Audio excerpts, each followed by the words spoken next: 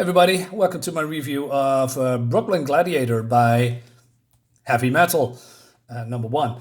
Um, First of all, before I begin talking about the book, I ordered this through Heavy Metal itself, and as it of now, I never ever gonna order a comic from their site again because the packaging, well, I got this book, of course, but it was packaged in this.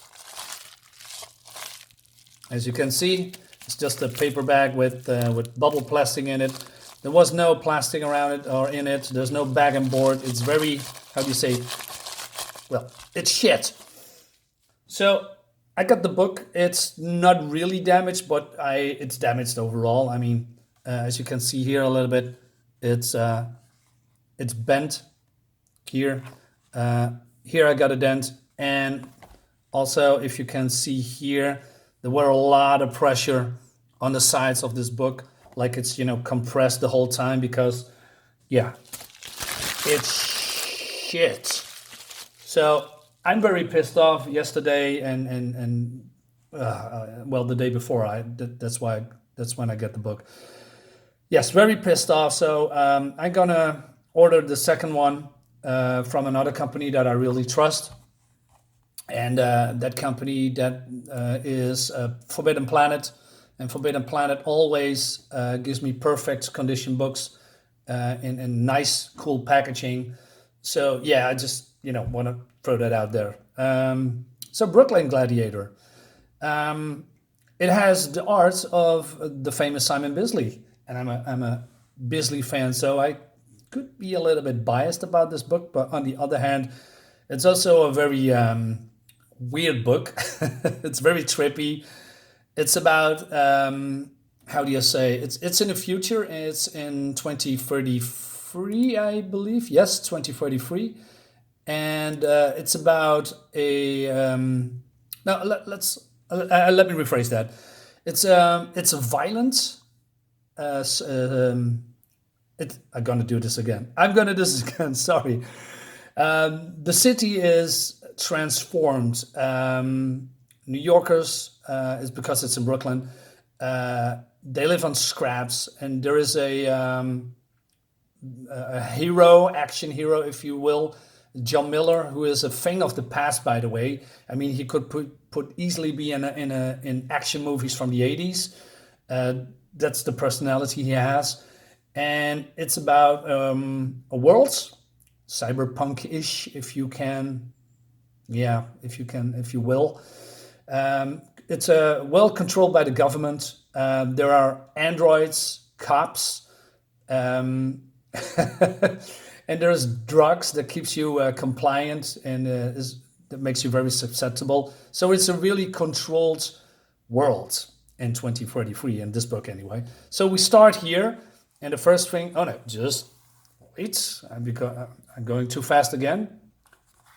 The writer, then Fogler and Andrew Harrison. Simon Bisley does the art and colors. Cranky the letters. Justin Millman edits, and Simon Bisley does the cover. So, as you can see here, this is the very first page. I mean, our hero, quote unquote hero, jumps out of the window. We have android cops chasing him, people falling to their deaths, and we have some crazy guy holding a naked woman. And that's the first page. And that also sets the tone of the book. Warning, maybe I shouldn't have shown this, but there is full frontal nudity in this book, starring this beautiful girl called Cassie or Cassandra. And so what is this all about? I'm not entirely sure all the time, but John Miller, he is more like he stands against the world that people are living in, and these androids who can scan minds for, I believe, bad thoughts or doing something illegal, and they're gonna take you out in seconds.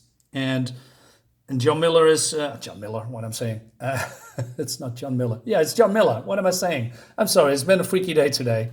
I'm a little bit off, but yeah, he's a he doesn't agree with all what's going on, and he does his own thing. And basically, he's more like a drug supplier, and he uses the drugs himself. So although he hates everything around and what's going on in the city when it comes to, what people doing, because people are very, docile, they are compliant, and the government is ruling the world basically, or ruling the city.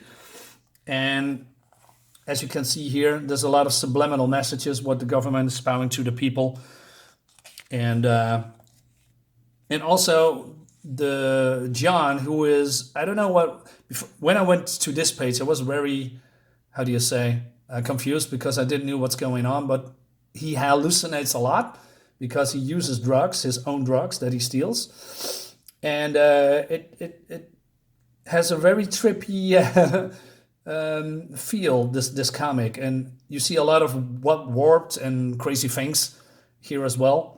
And then he escapes, and he goes to his girlfriend, quote unquote. It's more like a sex buddy, fuck buddy, if you will.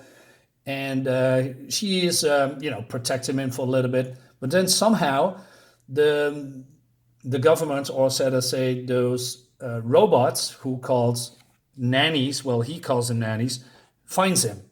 And he needs to escape because he needs to go somewhere. So I'm going to skip a few pages because I know I can show sometimes a little bit too a lot. So we see here Cassie and John. The cops find them. They break into the house, but John escapes. And then he goes to this person, and this person is Blob. Well, that's what I call him. Blob is a weird character. He has a very easy life. Well, in his mind, he can use drugs, foods, unlimited TV. He has a very, in his opinion, luxurious life. And in return, the government use him as a process for, I don't know, organs, or maybe what is John saying about here? It's more like a, as he said it, natural resources. Okay, but I'm not entirely sure what the natural resources is. I'm not sure if they, plunder his body for organs or blood, or I believe maybe something both. I'm not entirely sure, but Blob is very content with what he's doing, and there's some weird relationship between them. And why? Because John wants to escape the city. He has it here. He is thinking of another woman called Hope. We don't see her yet. We don't know who Hope is. Maybe it's a victim of his imagination. We don't know. But basically, Blob is his fixer because he, how do you say, fixes gladiator matches. So John get money, and with the money he can basically, escape from this wretched city. Not sure he's going alone or he's just going to take Cassie with him. But as you can see here, they're going to smoke the weeds because John provides better drugs. I'm saying weed, but I mean drugs to the Blob, and Blob gives him, better matches, and he's betting on him, getting more money, etc., etc. And this is something he sees when he uses a lot of drugs. So at the end of the book, John thinks he's getting screwed over because there's something going on. He's been, chased by cops, and the cops knows where he is. And not only that, he is going to fight an opponent that is not his normal opponents. This opponent is way bigger, stronger. So he's being set up by someone, and he has suspicions of who that could be, but he doesn't know who. So that's something for the for another issue that I'm gonna get. I love Simon Bisley. That's the first thing I want to say. I really adore Simon Bisley. He's a great artist. He is a legend, in my opinion. He's been around for a very, very, very long time. And his best work, for me anyway, is Slain.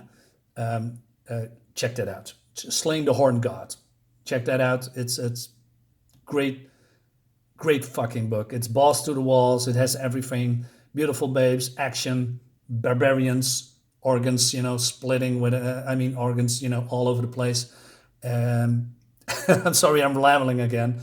But overall, yes, this book is good, but be warned, it has a lot of nudity. It has some weird, trippy things going on that even I don't understand because I read the book twice now. And sometimes I think, okay, so what is this all about? What is this going?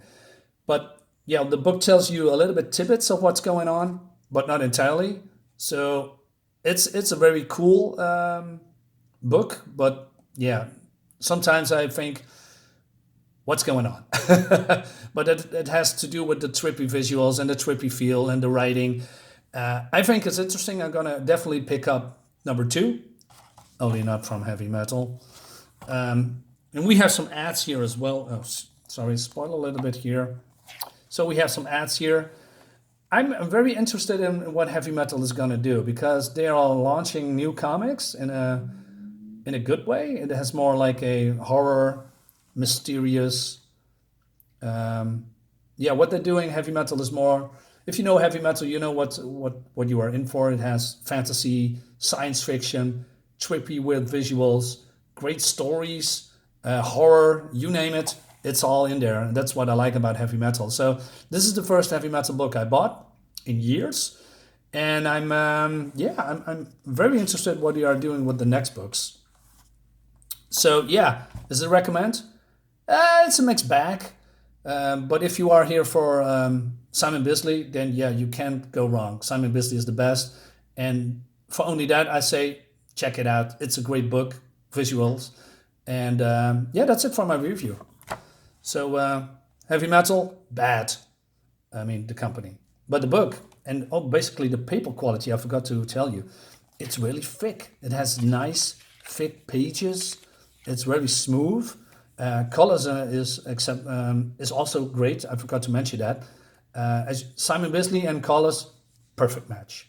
Okay, I'll stop rambling now because I'm going on too long. Thanks for watching for this weird, all over the place review of mine. Sorry for that. I try to do better next time. Thanks for watching. See you next time. Oh, subscribe to my channel, like the video, and before I forget again, I'm doing an Indiegogo campaign. I have a horror comics called Black Heart Manor. I'm gonna leave that in the notification below this video.